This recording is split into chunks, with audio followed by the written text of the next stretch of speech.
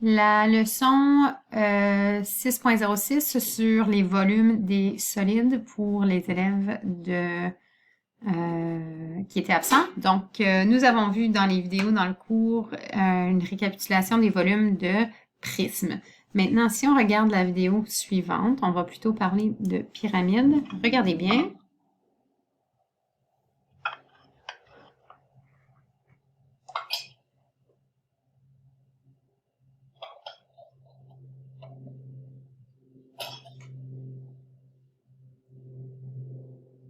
Donc, c'est une petite indice en ayant visionné ce segment. Qu'est-ce que vous pensez que je vais vous poser comme question? Donc, appuyez sur pause, réfléchissez. Qu'est-ce que vous pensez que je vais vous poser? Passons maintenant à la question. Réellement, ce que je vais vous poser. Donc, combien de fois est-ce qu'une pyramide à base triangulaire remplie d'eau peut être versée dans un prisme triangulaire ayant une même base et une même hauteur. Donc, la base, ici, c'est un triangle. Ce triangle-là de la pyramide est complètement identique à ce triangle-là du prisme. Et deuxième chose, c'est que la hauteur, si je les mets debout un à côté de l'autre, la hauteur est pareille. Donc, dans ce contexte-là, si je remplissais le prisme d'eau, combien de fois est-ce que je pourrais verser dans la... désolé, si je remplissais la pyramide d'eau, combien de fois est-ce que je pourrais la remplir dans le prisme? Alors, faites une prédiction. Appuyez sur pause. Faites une prédiction. Maintenant, allons voir la solution.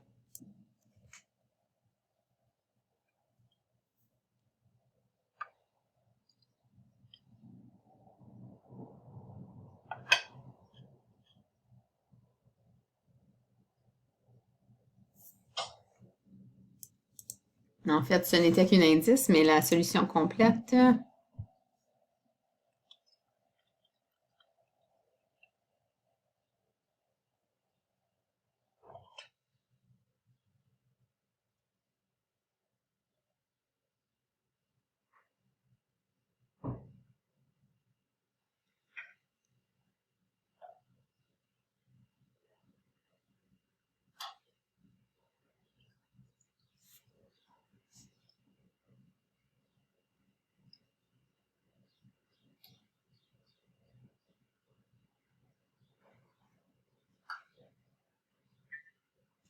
Alors, la réponse était 3. Je pouvais verser 3 pyramides dans un prisme.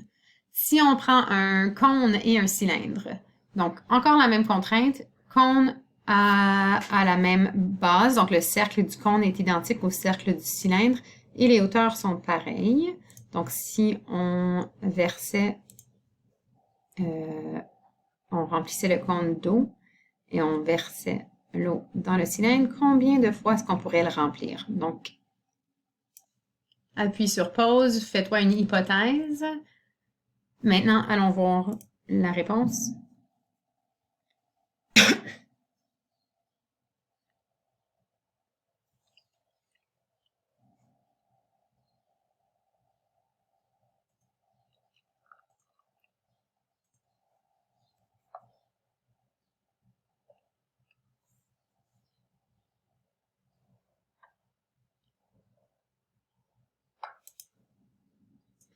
Et on a vu que c'était 3.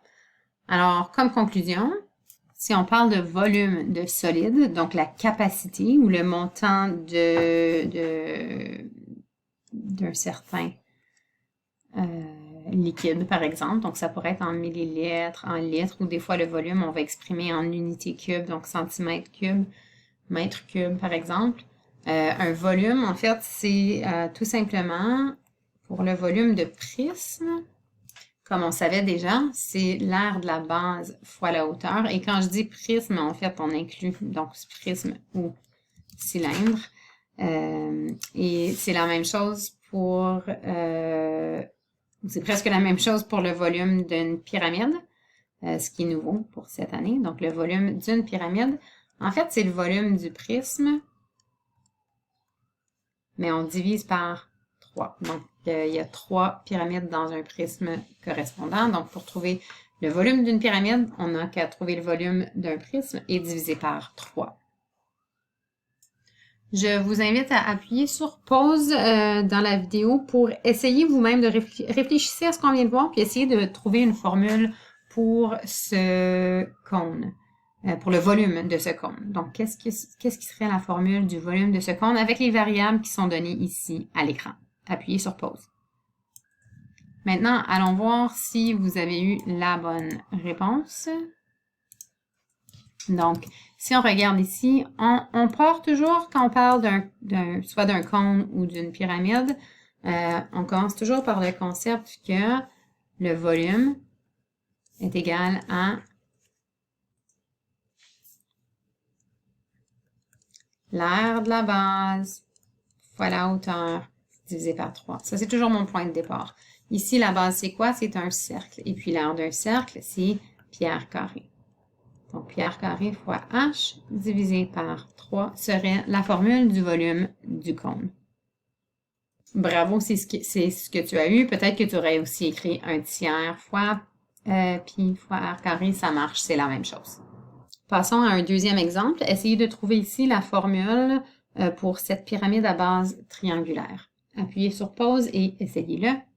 Allons maintenant voir la solution. Donc, encore une fois, c'est l'aire de la base fois la hauteur divisé par 3. Ici, la base, c'est un triangle. Donc, la formule pour l'aire d'un triangle, c'est, si on utilise les variables qui sont données là, ce serait b fois l divisé par 2 fois la hauteur. Et ensuite, bon, au lieu d'avoir une formule à 3 étages, là, ici, je vais écrire divisé par 3 de cette façon-là. Si je veux simplifier, divisé par 3, c'est la même chose que faire fois un tiers. Et donc, je peux simplifier ça. Mon numérateur, b fois l fois h fois 1, ça me donne tout simplement blh, b fois l fois h. Et au dénominateur, on a 2 fois 3 qui me donne 6. Donc ici, j'aurai une formule simplifiée pour le volume de cette pyramide à base triangulaire, tout en partant du concept de base. Alors, bravo, si vous vous étiez rendu là, ça veut dire que tu as compris.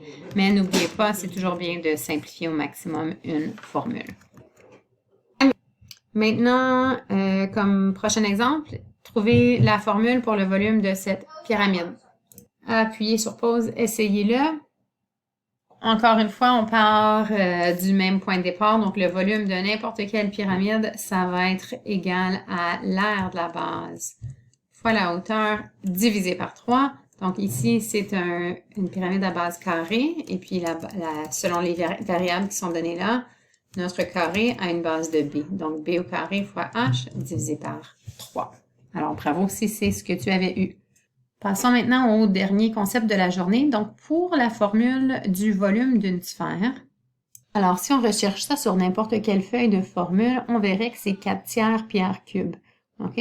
Ou on peut l'écrire 4 pierre cube divisé par 3, même chose. Alors, d'où vient cette formule? C'est ce qu'on veut voir dans le reste de cette vidéo. Alors, encore une fois, tu vas faire une petite prédiction. Si j'ai un cône et une sphère, donc le cône ici a la même hauteur que la sphère, et la base du cône, donc ce cercle, est identique au cercle qui est en plein centre de cette sphère. Donc, deux cercles, celui-ci et celui-ci identiques, et hauteur identique. Combien de cônes va faire dans cette sphère? Donc, ce serait quoi votre prédiction? Alors, on peut aller voir.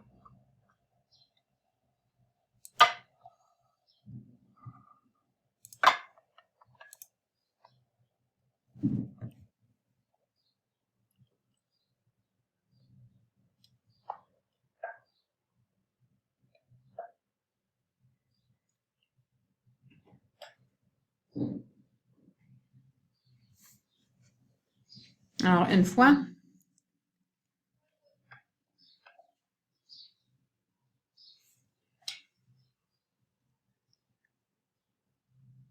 et deux fois. À partir de ce concept, on va aller voir une vidéo en anglais en fait, mais ça nous explique d'où vient cette formule du volume de la sphère qu'on voit sur nos feuilles de formule. In this video, we're going to discover where the formula for the volume of the sphere comes from. In previous video, we said that two cones